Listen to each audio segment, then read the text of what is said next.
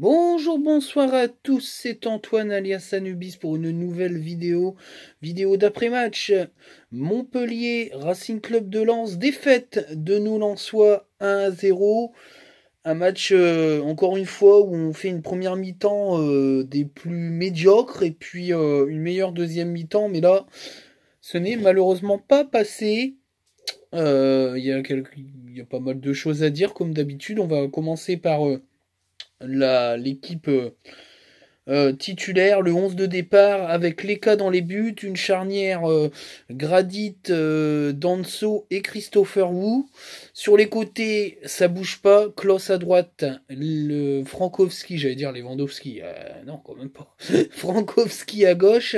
Au milieu de terrain, Seko Fofana Doucouré, et puis le petit Pereira d'Acosta à la place de Kakuta en numéro 10. Et devant, la doublette Sotoka Kalimwendo. Alors on va commencer par les notes parce que ça va assez vite au niveau des notes. Il n'y a pas non plus 20 000 choses à dire au niveau des prestats. J'ai mis 6 à Jean-Louis Leka. Il peut pas faire grand chose sur le but de Mavididi. Mavididi qui est très très bon, qui est un bon attaquant, qui sait prendre la profondeur, qui est technique. C'est un attaquant de haut niveau. Il peut pas faire grand chose sur le but. Et du coup, il fait une prestation correcte quand même, sans plus. Parce que il a quand même le soleil dans la tronche en première mi-temps et j'ai trouvé ses sorties de qualité. Il a fait quelques bonnes parades, donc il fait un match correct. Voilà, match correct de l'ECA. J'ai hésité à mettre 7, mais bon, on va mettre 6 quoi. On va mettre 6 parce que sur le face-à-face, je sais pas s'il peut rien faire, mais en tout cas, voilà, il est battu. Donc voilà, il a -1, on va dire, pour l'ensemble de la prestation de l'équipe collectivement, mais en tout cas, il fait un match correct. C'est pas une mauvaise note, 6, c'est plutôt pas mal. Donc voilà, pour les cas. Donc j'ai mis la note, pareil, de 6 à Kevin Danso, que j'ai trouvé intéressant dans les duels, mais j'ai trouvé peut-être un petit peu moins gadru que d'habitude, mais en tout cas, il a fait le job. Même dans les relances, c'était plutôt pas mal. Il a fait des tentatives de perforation. Il commence à prendre un petit peu plus d'assurance, en tout cas. Il a eu une occasion à un moment donné, mais voilà, c'est plutôt pas mal. Ça reste dans la ligne droite de ce qu'on voit, c'est-à-dire un joueur solide et une super pioche au niveau du mercato. Franchement, c'est plutôt pas mal. Même note pour Christopher Wu, match correct de la part du défenseur. Un petit peu en dedans en première mi-temps, mais j'ai trouvé qu'il avait monté en gamme. Il se projette pas mal, les passes sont plutôt intéressantes. Et puis clairement, l'occasion où il fait sa roulette, l'enchaînement, c'était de très très haut niveau.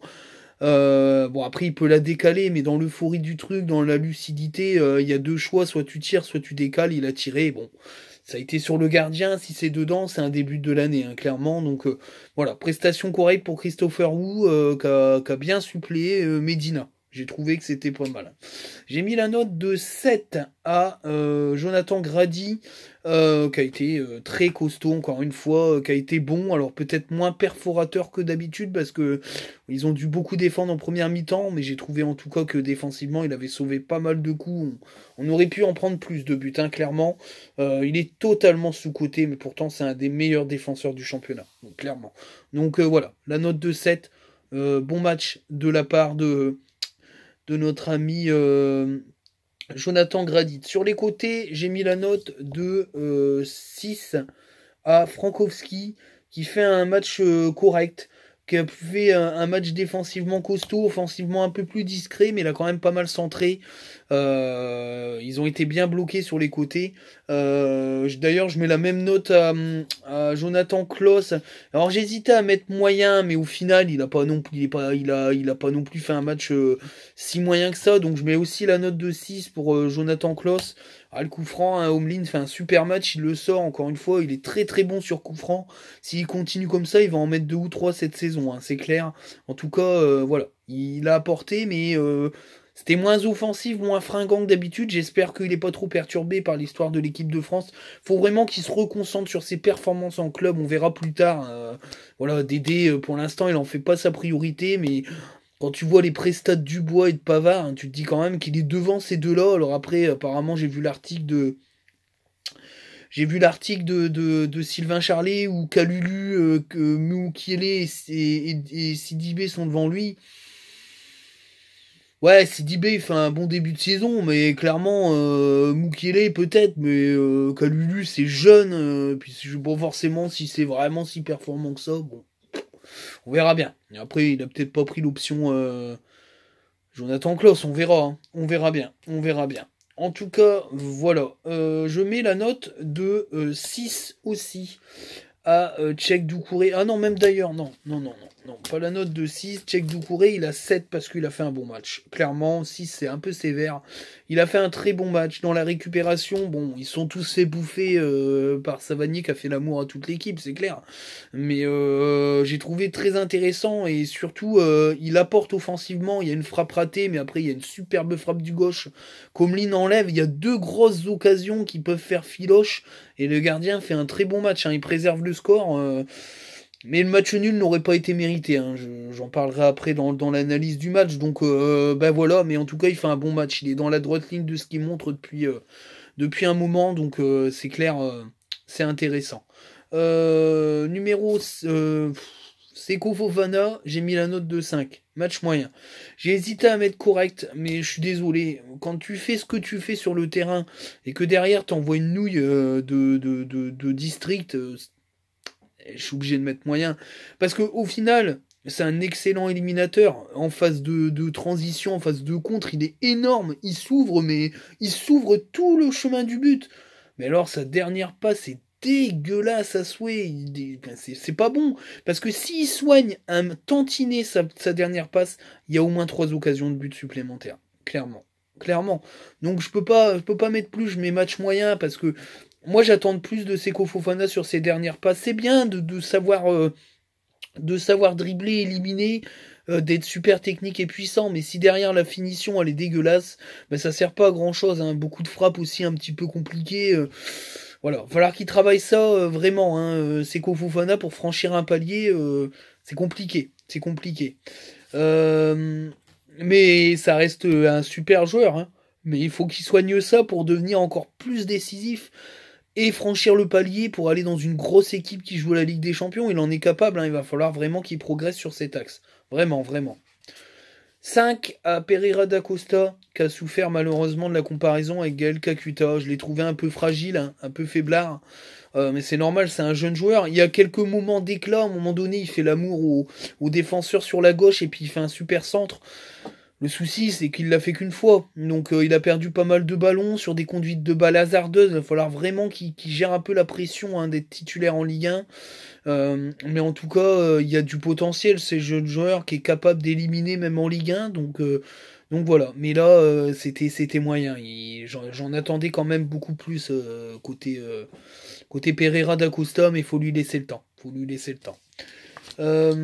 J'ai mis la note de 3 à Kalimwendo, qui pour moi fait un mauvais match.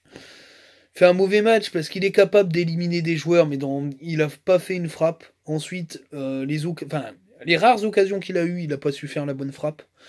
Il n'a pas été bon. C'est du mauvais Kalimwendo et il faut espérer qu'on n'ait pas ce Kalimwendo à chaque fois parce que c'est compliqué quand il est lancé.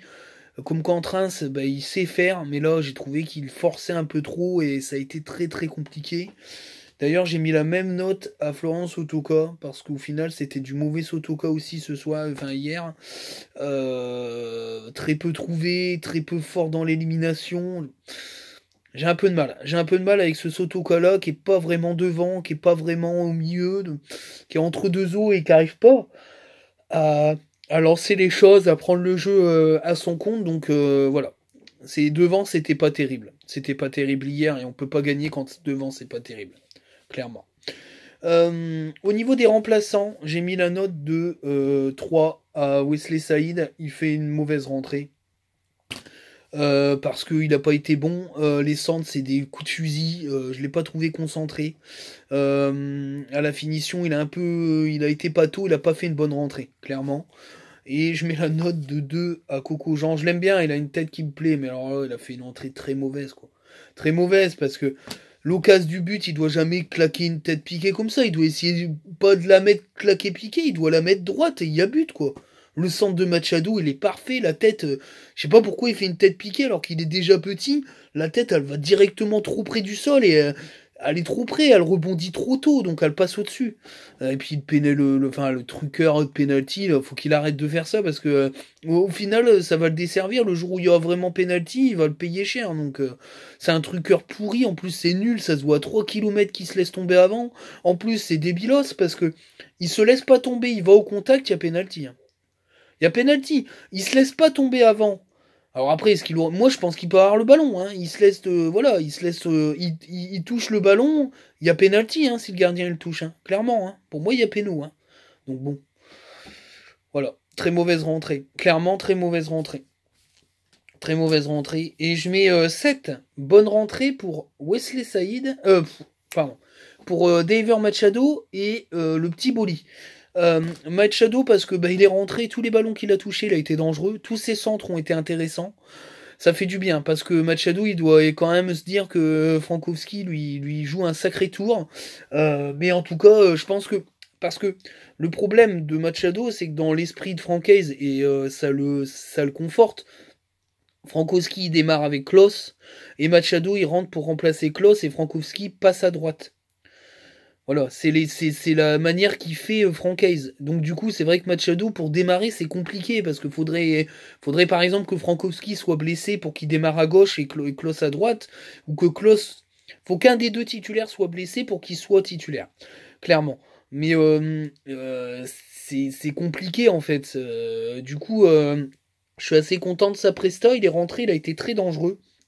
Moi, de toute façon, j'avais suivi la Ligue 2. J'avais suivi la Ligue 2 cette saison, là cette saison je la suis pas, donc je vais pas pouvoir parler des joueurs de Ligue 2, je regarde pas la Ligue 2, j'ai pas le temps, mais c'est dommage parce qu'on la regarde en clair, mais j'ai vraiment pas le temps en ce moment, c'est très compliqué, mais l'année dernière j'ai pas mal suivi la Ligue 2 et j'ai trouvé que Machado était très bon techniquement et offensivement, c'était un joueur qui apportait beaucoup, et c'est vrai que c'est dommage, mais malheureusement il a devant deux concurrents qui sont costauds, maintenant sur une saison entière il aura ses chances en titulaire. Après, c'est vrai que sur certaines fois, il n'a pas été bon, mais là, je loue sa rentrée qui a été très intéressante. Il a été très dangereux. Il aurait pu faire une passe décisive si Coco Jean avait pas fait n'importe quoi avec sa tête là. Mais clairement, il a été bon. Il a été bon dans sa rentrée. Et puis le petit Boli, c'est du bonheur. Parce que franchement, c'est le Madrid du centre de formation. Tout le temps blessé, jamais de chat, toujours blessé quand il va être limite d'être rappelé. Et là, il a fait une rentrée intéressante. Alors la question qu'on se pose tous, parce que c'est vrai qu'on suit un petit peu le truc, c'est dans quel contexte tactique on fait jouer Boli. C'est ça le truc. Parce que pour qu'il rentre, Boli, il est passé à 4 derrière. Alors ça a fonctionné, parce qu'au final, Boli a été très intéressant sur son flanc droit, très technique, il a délivré des bonnes passes, il a fait des bons dribbles.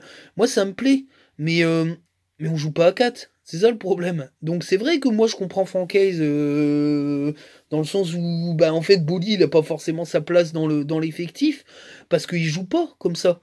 Donc c'est compliqué. Mais après moi j'aurais bien voulu voir Boli en numéro 10 même si lui il préfère être un milieu excentré.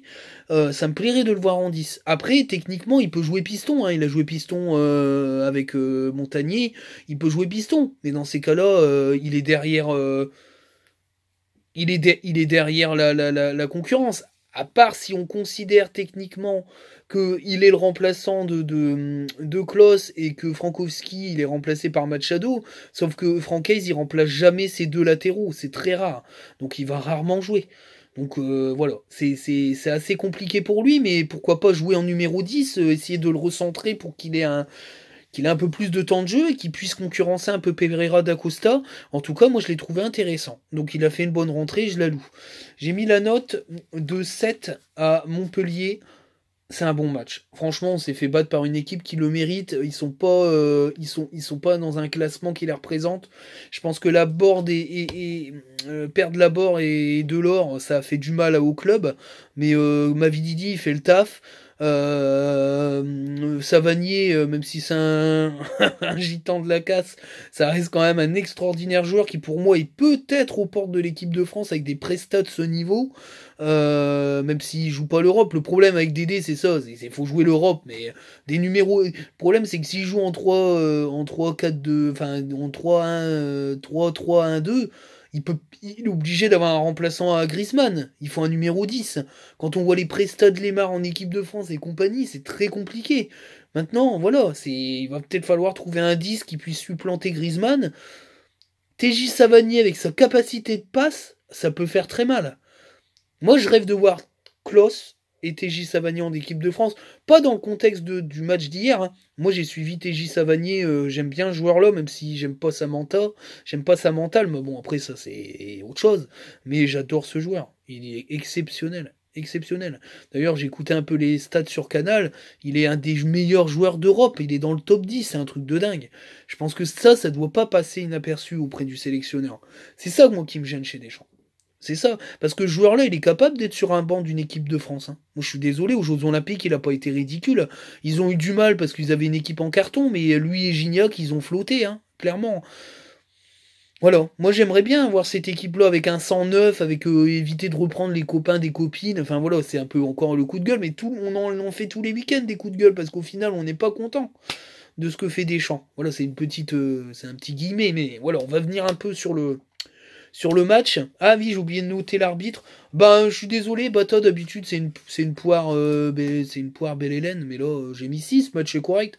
Alors, il y a une action qu'il arrête, c'est la mi-temps, il arrête l'action. Bon, ouais, à la rigueur. Le penalty, il n'y a pas péno, donc c'est bon. Après, il y a peut-être faute quand même sur le but montpelliérain, mais ça,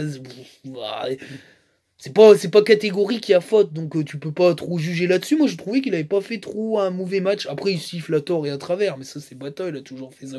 Puis il vit avec un anus enfoncé, un god enfoncé dans son anus parce qu'il n'y a pas un sourire qui sort de son visage. Hein. C'est un truc de fou. Mais le match était correct, donc voilà. Et puis le coaching de Francaise, bah, je sais pas. Je sais pas, je vais mettre match correct parce que le coaching est intéressant, ça crée quelque chose. Après, le coaching n'a pas marché, donc bon, on peut pas mettre bon match de Francaise, un match correct. Parce qu'il change. Il change de physionomie, il change de tactique en passant à 4 et ça a de l'effet, et ça met de la pression, et ça apporte des occasions. Si Corentin Jean il marque son but, il y a match nul, moi je mets 7. Hein. Il a fait un excellent coaching, il a fait un changement tactique qui a déstabilisé l'adversaire. Donc bon, je mets 6 parce que ça n'a pas marché. Voilà. Mais bon, ça reste Maître Hayes, et Maître Hayes, chapeau. Voilà. Donc le match, la première mi-temps, on se fait bouffer. Sur tous les aspects du match. D'ailleurs, je pensais qu'on allait en prendre 2 en première mi-temps. On n'a pas su sortir les ballons, on a été bloqué de partout. Savanier, il nous a fait l'amour tout le match. Et c'est très compliqué, il y a eu beaucoup de fautes sur lui. Après, ce qui était trompeur aussi dans cette première mi-temps, c'est qu'on a senti Montpellier nous craindre. Et les équipes nous craignent. Et c'est ça qui est assez impressionnant, qui nous change de d'habitude, parce que là, quand on était en Ligue 2, les équipes nous craignaient pas. Les équipes voulaient taper Lens, qui était l'ultime favori, le gros club que tout le monde déteste en Ligue 2, clairement. Et là, la différence, c'est que les clubs nous craignent parce qu'on est dangereux. Et on a senti des Montpelliérains craintifs parce que sur les rares opportunités qu'on a eues, on a été dangereux. C'est vrai. Même si les deux attaquants de devant ont pas fait le taf et ont été plus que moyens, on a été dangereux. Et ça fait mal dans la tête des Montpelliérains parce qu'ils disent il faut marquer.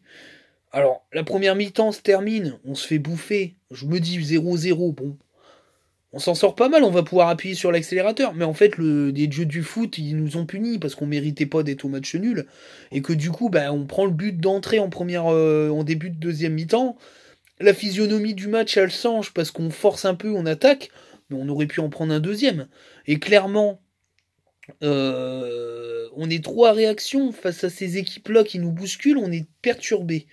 On n'a pas encore cette force de caractère d'essayer de renverser les choses quand on est déstabilisé.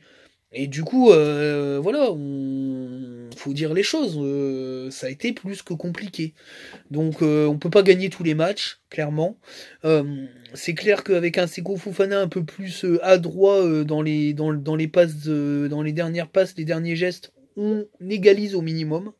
Sauf que c'est pas le cas, donc on n'égalise pas et on perd. Et voilà, Cap sur Metz, à domicile, ça va être le bus, clairement. Donc encore une fois, ça va être un match différent où il va falloir être patient. Il faut gagner, voilà. Il faut gagner pour espérer rester là-haut. Il y a des doubles confrontations, donc ça pourrait nous permettre encore de rester un petit peu sur le podium, etc. Mais il faut bouger son cul, quoi. Il faut bouger son cul pour reprendre les points. Il faut jouer comme une équipe qui joue des choses. Moi, je veux pas qu'on soit une équipe qui joue le maintien et qui gère des périodes des faibles. Non, non, là, faut réagir. Une défaite à l'extérieur, faut aller gagner à domicile. On n'a pas le droit de perdre contre Metz, qui n'est qu'un but géant. On doit marquer. Voilà. Être patient, centrer, créer du danger, créer des corners, les déstabiliser. Metz, ils sont aux abois. Il faut les enterrer vivants. Et il faut qu'on réenquille la marche avant. Voilà, clairement. Voilà, c'est ce que je pense. Donc voilà pour cette vidéo, j'espère qu'elle va vous plaire. J'espère vraiment que le fumigène jeté va pas nous être préjudiciable. Encore une fois, bravo, hein. Bravo au génie qui lance des fumigènes. Or quand je vois les tweetos qui nous sortent, vous allez pas en deb, fermez vos gueules, vous êtes pas des vrais sup. Les gars, c'est bon. Vous avez rien compris, quoi. Vous avez rien compris, quoi. Il y a des gars qui, depuis 40 ans, supportent le club, ils sont jamais allés en déplacement, parce que ils ont un métier, une famille, des besoins financiers, une organisation qui permet pas, et c'est pas des vrais supporters. Moi, je suis désolé, vous êtes pas 600 à gérer le club, à être le pilier du club, à être le club, donc non. Voilà, non. Et ce mec-là est un abruti. La seule chose qui peut nous sauver les couilles, c'est qu'il est hors parcage. Donc responsabilité du club de Montpellier. Voilà, c'est tout. Mais sinon, pour l'image, c'est dégueulasse. Voilà, c'est ce que j'avais à dire sur ça. Allez, ciao tout le monde!